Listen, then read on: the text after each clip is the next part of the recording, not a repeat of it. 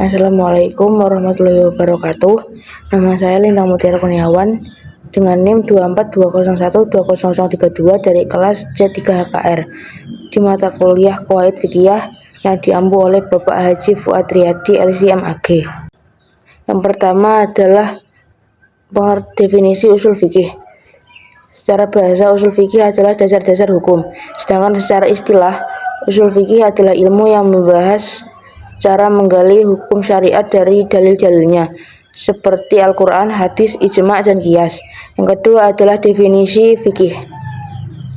Secara bahasa, fikih artinya memahami secara mendalam. Sedangkan secara istilah, fikih artinya pengetahuan tentang hukum syariat yang bersifat amaliyah, yang diambil dari dalil terperinci seperti Al-Quran dan hadis.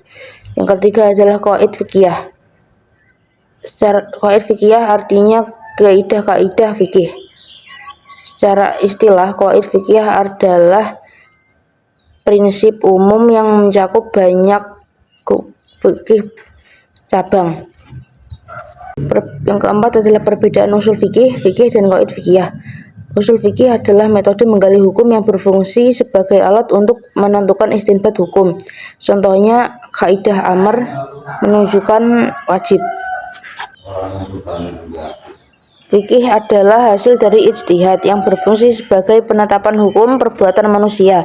Contohnya, hukum sholat wajib. Dan qawaid fiqhiyah artinya prinsip umum dari hukum fikih yang berfungsi sebagai menyatukan hukum-hukum cabang. Contohnya, kesulitan mendatangkan kemudahan. Yang kelima adalah penjelasan 5 kaidah pokok qawaid fiqhiyah. Yang pertama ada al-umuru bimaqasidiha. Secara bahasa, maqasid artinya tujuan, sedangkan secara istilah, hukum amal itu tergantung pada niat pelakunya. Dasar hukumnya ada pada Quran Surah Al-Bayyinah ayat 5.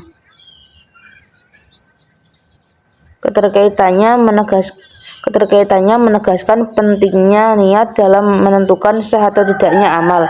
Contohnya dalam hukum keluarga adalah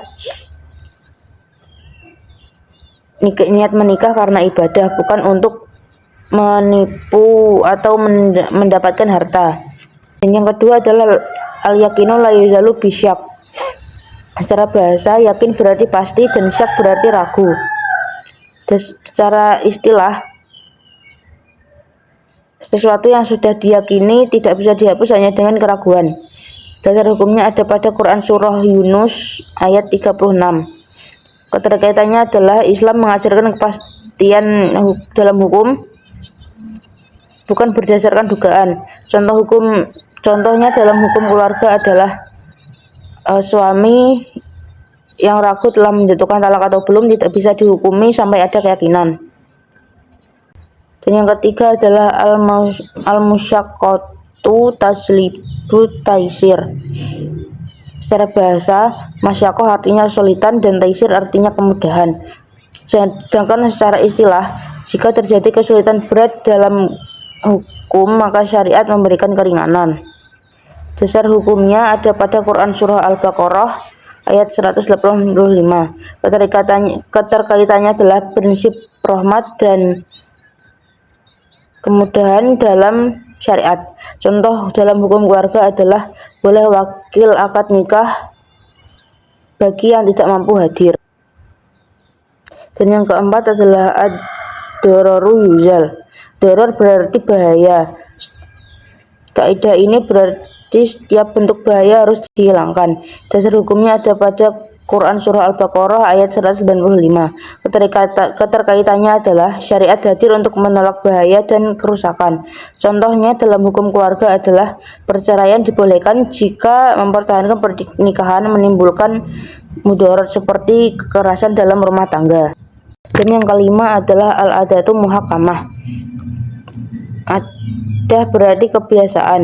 Secara istilah, adat yang berlaku dan tidak bertentangan dengan syariat dapat dijadikan dasar hukum.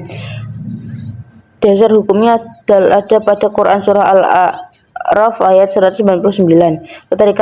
Keterkaitannya adalah Islam menghargai adat lokal selama tidak bertentangan dengan nas. Contohnya dalam hukum keluarga adalah mahar disesuaikan dengan